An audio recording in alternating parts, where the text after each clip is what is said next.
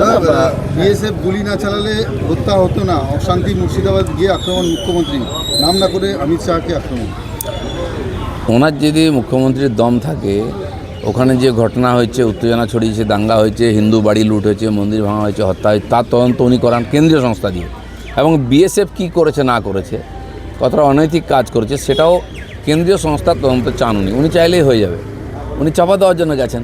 উনি এতদিন পরে কেন গেলেন? সমস্ত মিটিয়ে দিল, ওখানকার চিহ্ন এভিডেন্স সাফ সুতরো করে তারপরে মিডিয়ার লোকদের ঢুকতে দিলেন, নিয়ে গেলেন। তো একদিন যাননি কেন? সেজন্য এই ধরনের মিথ্যা কথা উনি আগেও বলেছেন, আবার বলছেন।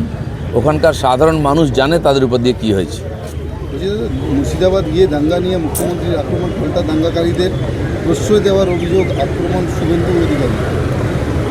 মুখ্যমন্ত্রী চিরদিন দাঙ্গাকারীদের পক্ষে আছেন এবং জিহাদিদের পক্ষে আছেন।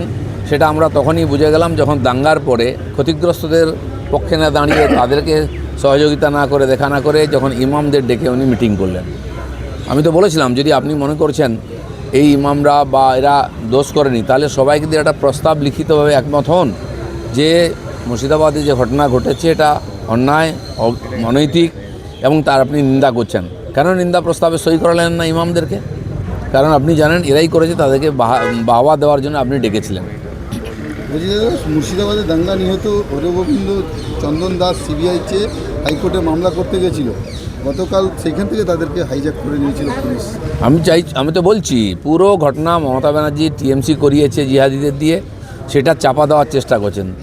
আজকে হরগোবিন্দ দাসের পরিবার তো চাইবেই সুবিচার, কারণ তারা সর্বস্ব হারিয়েছে, ঘর দোর থেকে প্রাণ, বাড়ির দুটো পুরুষ মানুষকে তারা অনাথ হয়ে গেছে। আমরা তাদের সঙ্গে আছি, তারা তো কোর্টে গিয়ে কেস করবেই। আমি তো বলছি, ওরা কেন যাচ্ছে? যদি সত্যিকার অন্যায় হয়ে থাকে, উনি তার বিচার চান, তাহলে মমতা ব্যানার্জি সিবিআই চান ওই ঘটনার, তাহলে ঠিক হয়ে যাবে। আজকে ওরা যদি কোর্টে যায়, তাকে আটকানো হয়, তাহলে পশ্চিমবাংলায় বিচার বলে কিছু আছে, আইন শৃঙ্খলা বলে কিছু আছে। মমতা ব্যানার্জি পুরোপুরি জিহাদিদের সঙ্গে আছেন। শুভেন্দু অধিকারী অভিযোগ করেছেন যে পুলিশ যখন ওইখানে ছিল, সেই পরিবারের সঙ্গে দেখা করতে যায়নি, তাকে কলকাতায় হাইকোর্টে হাইজ্যাক করতে চলে গেল পুলিশ, নির্লজ্জ পুলিশ বলে। না, ঠিকই আছে তো। মমতা ব্যানার্জি ওটাই চাইছেন যে যেমন আরজি করে সত্য ঘটনা চাপা দিয়ে দিয়েছেন, ঠিক মুর্শিদাবাদে যে ঘটনা ঘটেছে সেটাকেও চাপা দেওয়ার চেষ্টা করছেন।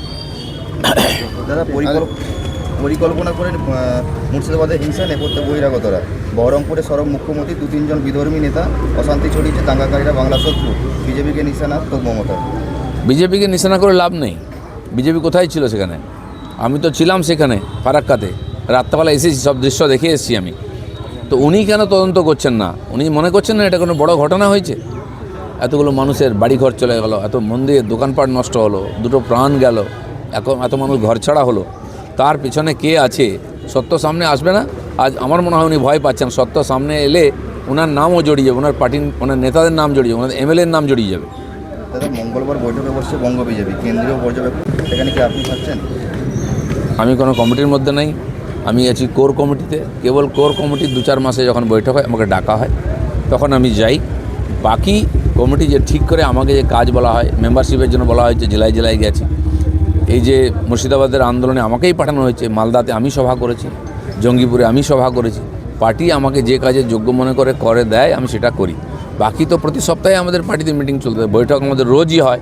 এখন নির্বাচন পার্টির চলছে, নতুন কমিটি হচ্ছে, বিভিন্ন জেলা থেকে, প্রদেশ থেকে, মণ্ডল থেকে সমস্ত কমিটির খসড়া লিস্ট গেছে, সেগুলো ওনারা বসে ফাইনাল করবেন। সেরকম লম্বা মিটিং চলবে। বড়বাজারে হোটেলে মৃত্যু মিছিলের পরেই রুফটপ রেস্তোরাঁ বন্ধ পুরসভার অভিযানে। পার্ক স্ট্রিট রেস্তোরাঁ মামলায় বৃহস্পতিবার পর্যন্ত মৌখিক হস্তিকে। দেখুন, রুফটপ রেস্তোরাঁ যদি রিস্কি, যদি অন্যায়, তাহলে তৈরি হতে দেওয়া হলো কেন? আর যদি একটা রুফটপ রেস্তোরাঁয় কোনো গণ্ডগোল থেকে থাকে, আপনি সব বন্ধ করে দেবেন? এত মানুষ খরচা করে তৈরি করেছে, ইনভেস্ট করেছে, বিজনেস তো ওটা অনুমতি নিয়ে করেছে। আর যদি অনুমতি না নিয়ে করে থাকে, তখন কেন আটকানো হয়নি? তো এটা কোনো নীতি হতে পারে? সব বন্ধ করে দাও। সত্যিকারের তদন্ত হওয়া উচিত, গণ্ডগোল কোথায় আছে। এবং রুফটপ রেস্তোরাঁ ছাড়াও তো বড় বাজারে, কলকাতার বহু বাজারে আগুন ধরেছে এর আগে। কেন হয়েছে?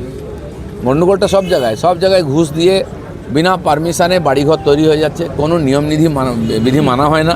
তো সেটা প্রথম কড়াকড়ি করুক কর্পোরেশন, যে এ ধরনের নির্মাণ হতে দেবে না।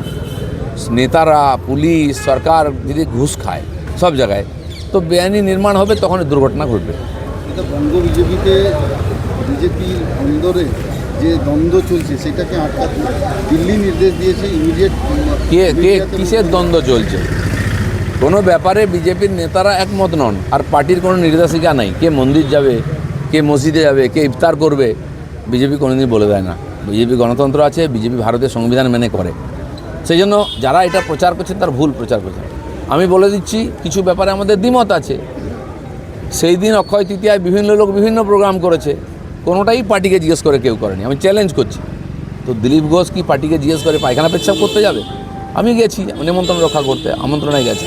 তো আজ যারা খুব বগল বাজাচ্ছেন বা কষ্ট পাচ্ছেন বিজেপি ঝগড়া, কোনো চিন্তা করবেন না, এটা বিজেপির মধ্যে গুলি চলেছে কি নেতায় কুণাল ঘোষ আয়োজনকে ধুয়ে দিচ্ছে। আমাদের এখানে কেউ তার মত প্রকাশ করেছে, হয়তো সেটা অনেকের ভালো লাগেনি। আমি বলছি ভালো হয়নি, পার্টি দেখবে। বিজেপি হচ্ছে সমুদ্রের মতো, মাঝে মধ্যে না এরকম ঢেউ উঠে, আবার সেই ঢেউ সমুদ্রেই বিলীন হয়ে যায়।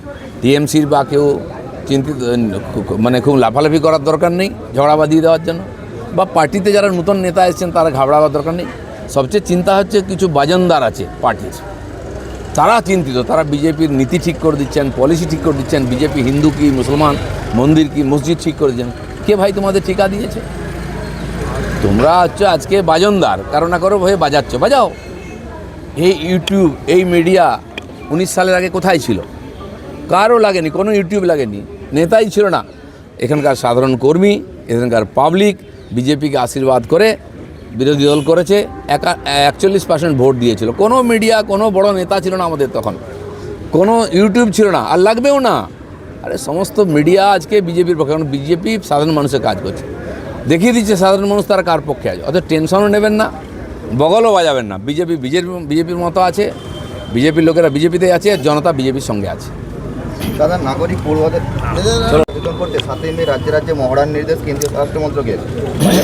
এয়ার রেড, সাইরেন, ব্ল্যাকআউট হলে কী করণীয়? দেখুন, যদি যুদ্ধ বাধে, আমরা চীনের যুদ্ধ লড়েছি, অনেকবার পাকিস্তানের যুদ্ধ লড়েছি, ওরা আক্রমণ করেছে আমাদেরকে, আমরা প্রস্তুতি ছাড়া ঝাঁপিয়ে হেরেছি।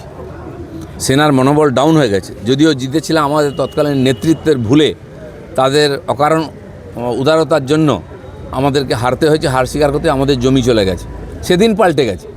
যদি যুদ্ধ বাজে, পাকিস্তানের মতো পাগলা দেশের কাছে আমরা থাকি, কখন কী করবে কেউ জানে না। সেখানে প্রধানমন্ত্রী চালান না, রাষ্ট্রপতি চালান না, সেনা চালায় না, ISI চালায়, কেউ জানে না। ভগবান আল্লাহ চালায় কিনা তাও জানি না। তো সেই জন্য আমাদের প্রস্তুতি থাকা উচিত। যেটা হচ্ছে যুদ্ধ হবে কি কী হবে সে তো সরকার, রাষ্ট্রপতি তারা ঠিক করবেন।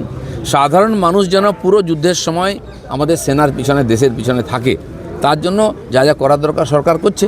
আমরা কোভিডের সময় একসঙ্গে লড়াই করেছি বলে কোভিডকে আটকেছি, ভ্যাকসিন তৈরি করে দেশের মানুষকে বাঁচিয়ে আরও 100টা দেশের মানুষকে বাঁচিয়েছি।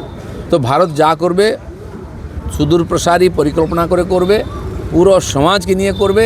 আজ ভারতের প্রত্যেকটি মানুষ তৈরি আছে পাকিস্তানের বিরুদ্ধে লড়ার জন্য।